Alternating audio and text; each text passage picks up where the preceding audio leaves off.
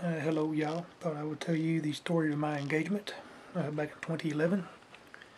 Some people have inquired, want to know more about it, or well, it's not so much they said I want to know more about it, they just know you were engaged, they kind of didn't know that. So, and I know I'm probably about to get slack from a few racist pedophilic haters out there. It's like, well, who would marry a big guy like you? Yeah, you'd be surprised. Yeah, blow me. Anyway, back in 2011, excuse me, met this young lady, a surgical technologist, in fact, and she actually had three jobs. She also done some teaching part time, and I cannot for the life of me remember the other job she told me she did. It's been so long I forgot. Anyway, met her, knows Christian based stuff, know we're both Christian people, and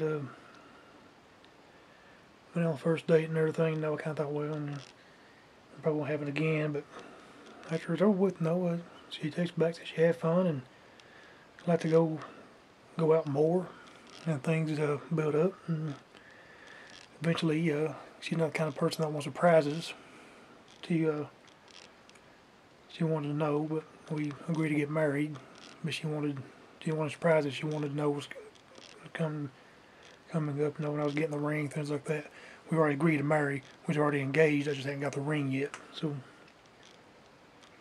but in the process, I had fun along the way. Went out on dates, usual stuff. Trying to be good. Talk about this or that. Took her a few places here and there. Out adventuring around.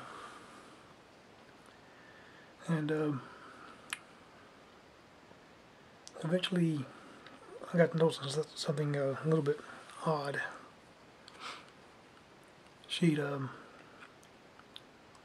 We met at a little 7-Eleven in Powell County, Kentucky, off of the Mountain Parkway, and she would park her car there and get in my truck, and I would drive. We go to wherever, and she had. I arrived there one night, and she had. When I arrived, I texted and said, "I'm here, waiting on you." She said, "Well, I'm still at work." She said she's walking out the hall right then to go clock out, grab her stuff and from the locker, and be on her way. I thought, good God Almighty, it's going to be an hour and a half. I'm in Powell County, you're in Lexington, and it's quite a ways off. So I was like, all right, no, I'm up here waiting on you. And I thought, well, I can go inside, get me a snack and everything. So you're listening to some music for a while, no problem. I enjoy music anyway, it's pretty much what I do. And so I crank my music up. And, well, I got my snacks first. Crank my music up, start listening. And after 20 minutes of the last text, she pulls in beside me like she usually does, sits in my car. And I'm sitting there thinking, I didn't say anything, but I'm sitting there thinking, there's no way in hell you got from inside your hospital, walked down the hall, clocked out, went to your locker, got your stuff, walked to your car, got through all the traffic in Lexington, the traffic lights and all that stuff, hit the interstate, come down to 64 Parkway. There's no way that was done in 20 minutes. It would take a helicopter probably up to 15 minutes maybe to get from Lexington to our location if there was an emergency. She didn't drive it that damn fast. If she drives that fast, she'd have been dead by now. But I didn't say anything. I knew something wasn't right then. Then come the Saturday, she texted me and told me it had been a stressful week, and she didn't feel like going out. She was tired, so I didn't hear nothing much from her because we was texting like crazy up until that point. If I didn't hear from her, not to be surprised because she's just sleepy and tired, probably going to lay back early, and I thought she's on a date. I didn't say anything. That's what I thought. Acting funny. And so I kept my mouth shut. Next morning, I go to church, and after church, go to my friend Joy's because he and I are recording music, and I sent her a text, and bam, things changed. She telling me that I'm moving too fast and this and that, and it wasn't me, it was her that kept pushing to get married. I mean, after our first date, 2 days later, she asked me if I could see myself spending my life with her and everything else. I mean, and so I just told her, no, yesterday you can't wait to marry for me to get your necklace and a ring and stuff like that, and I asked you today about it, and you're upset, so she told me she needed time to think, and she'd holler at me in a day or so, something like that. Like, all right. So the next day, I'm getting in bed because I have work that night, and her Facebook status changed from being in a relationship with me, to being in a relationship with some other guy. So, bam.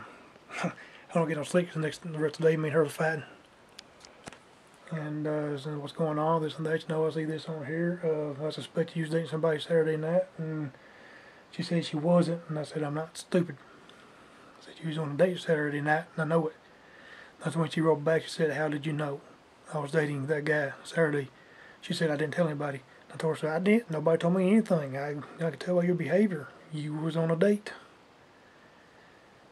She went from admitting that she's on a date, then to, once again, denying it. So, she's just a liar. I found out the hard way.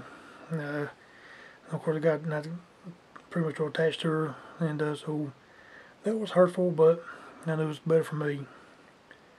So I made the announcements and everything, everybody, the engagement was over with, and blah, blah, blah. And it happened to be a friend of mine. When she read it on Facebook, called me. Spent 4 hours talking, but she told me that she was actually glad because she was jealous I was getting married, or I was engaged to get married, and because she was interested in me and didn't like the other girl. Was quite hurt that I had met that girl or wasn't paying attention to her talking to me so much. I didn't realize she was interested. But anyway, we spent 4 hours talking, and she decided that I was too upset and needed consoling, so I got pulled into a sexual physical rebound relationship throughout 2012. That's basically what happened. This was not a love interest for me whatsoever. So, again, I'd say it was a love relationship. I can tell you that it was a fucking relationship. We talked a lot and hung out a lot and everything, stuff like that. She had just got registered as a CNA and got a job. So she got her apartment down in Clay City. So I stayed down there a lot. Y'all don't need much more imagination to realize what was going on all the time. But and then come late summer, she's want to get more serious. And I wasn't into that. I was just there for the extracurricular activities, if you know what I mean. And she was fun. She's birth control. Don't be too detailed. Everybody knows me knows that I hate condoms and things suck. Didn't need them with her, and that was a damn good time. Anyway,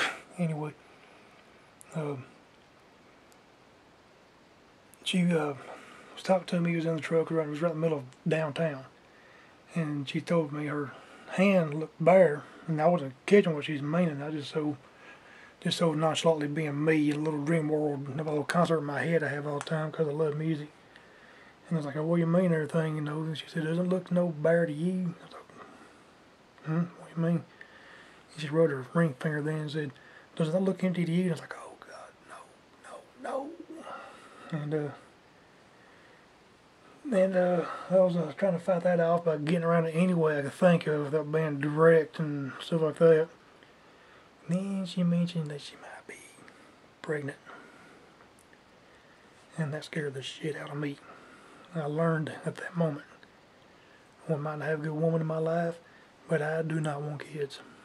I won't lie, that was scary. And it turns out, well, nothing ever come out of it, if you pardon the pun.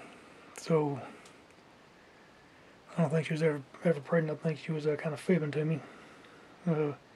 She says she wasn't. She says that she lost it. I don't know. But anyway, the next event was we went back out again up the railroad tracks. I don't know, on those old country roads out there, and watching the railroad workers and trains run by. I love trains, so I'm always into that, and she actually likes them too. And it was broad daylight right there on the side of a roadway. It wasn't a very busy roadway, but the railroad workers there and everything. She wanted to get out the truck then and get a little fun going, if you know what I mean. And I was like, hell no, it's the middle of well, not middle of the day, that's getting near dark, but since daylight out here, the railroad workers right now, I am not having sex in front of everybody. And made her mad. And she said, you owe me then. So a few minutes later, we went to pick her up and went down into the same area, but it's a different spot. There was a river down here, a road that dead ends back down there. And then she made me get out of the truck, and because I owed her, had a little fun. Next day, on Facebook, not even to my face, on Facebook, she goes live, video, tells me she's been seeing a friend of mine for two weeks, and she's moving on to him. So I'm not hurt about that, because I wasn't in that relationship for love. Still thought it was kind of dirty to be dating a friend of mine for 2 weeks without saying anything about it. But that's okay, we're still friends, no hard feelings. And you know, she's now engaged to somebody else anyway. A friend of mine she was dating, that didn't work out. There's problems there.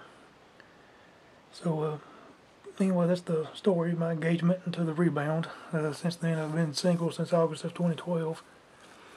And I've had a few prospects since, especially one girl working the car down here. Good God Almighty, was that girl gorgeous. And I didn't want to believe that a girl, you know, that was interested in me, especially one that damn gorgeous. Pretty. But she was. In fact, a friend of mine worked down there, his name's Randy, and he told me, said, man, Bob, you get there and talk to her, you know.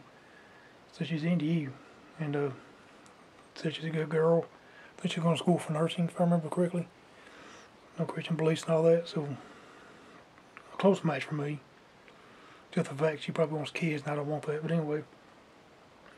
But, you know, because of her being so busy working in the store and everything, I hadn't time to sit there and chat and everything. We had to get groceries and other things to do in my life too. I never got a chance to get her my phone number. And eventually, she got herself worked through school and everything, and left the Kroger position. I don't know her full name, not been able to track her down, which I'd probably stalking anyways. Now I can go knock on the door, hey, you remember me? That wouldn't be a good idea, now would it? Lost track of her, so yeah, that one's lost, but that's okay. It's probably the best anyway. I think she's a normal woman, wants normal things in life, and I'm not a normal guy. I gotta watch what I do anyway, so it's probably for the better. Anyway, that's my story of my engagement. I mean, there's a whole lot more details in there, but I ain't gonna spend, you know, an hour on this camera, and it'll take me all day to upload this over a story.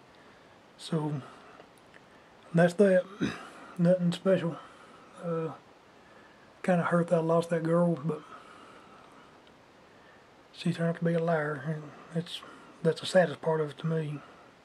I hate it, but she could just say, look, this is right. No, so I talked to somebody else, moving on, but no, she want to lie about it. No, that's not good.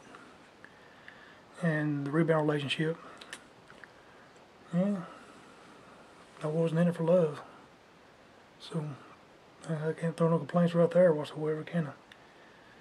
That was just fun. So anyway, that's my story. It's raining. Remnants off the hurricane. Laura hit Louisiana. It's hitting us now. Anybody knows me knows I love rain, so I'm going to go in here and upload this video while I listen to the rain. Have a good one, y'all.